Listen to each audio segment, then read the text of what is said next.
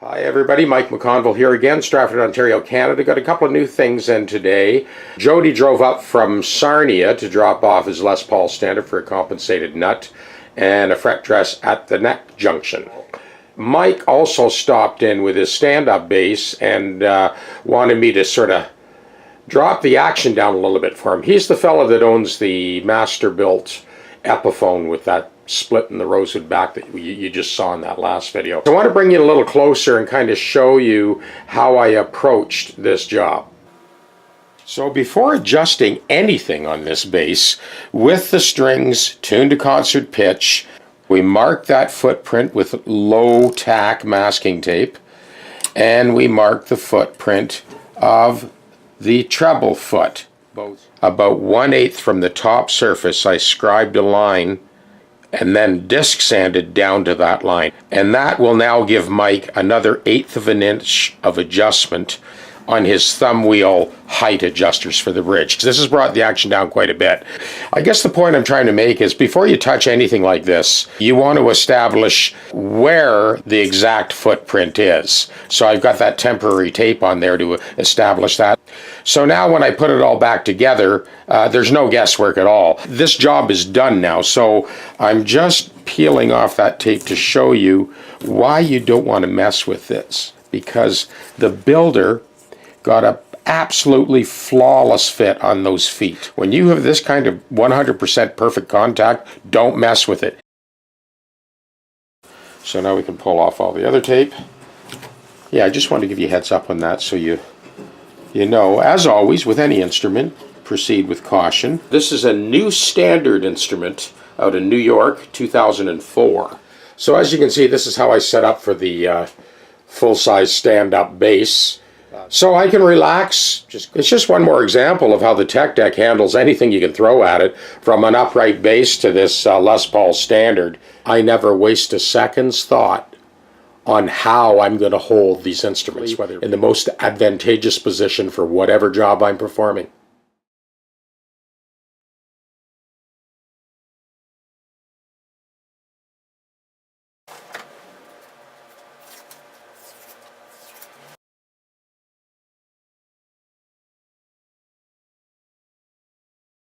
So the frets have been dressed, level crown, polished. Compensated nut is done. We're going to put the new strings on, but look at the slop in that bridge. We're going to take care of that first. We have gone with a wraparound on this one. You could probably go either way, but yeah, we decided to go with a wraparound, bring that tail piece tight to the body, and still get a nice break angle from the tail piece to the focal point on the side. Before I do anything, I just want to show you what we're dealing with here first. That's what we're going to tighten up. So now we got a beautiful press fit. That's rock solid now. Now we're ready to put those new strings on, do the final tweak. This is a chambered Les Paul Standard. I remember back in college and university, I'd always be intimidated by the sort of use of diminished chords, never really quite understood them.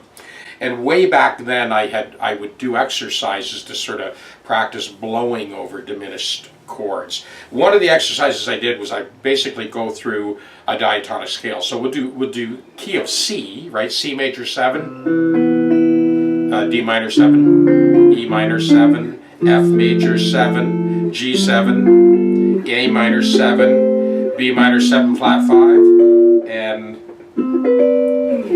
C major 9 in that case. I practice using the diminished seventh chords as kind of chromatic fillers in between the diatonic chords. So instead of this, I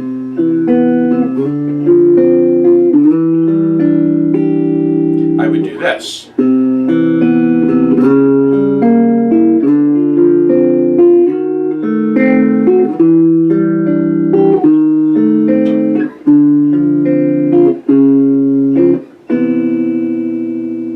So this progression is F major 7, F sharp diminished 7th, to G9, to G sharp diminished 7th, to A 11th, to B flat 7 flat 5, to B 11th, to C 7 sharp 5.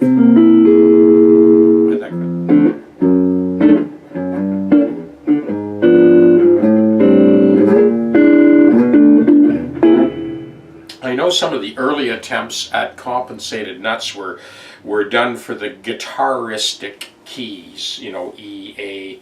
All the chords in the key of E and A would sound in tune, but I avoided taking that approach because I wanted to have something that was more universal.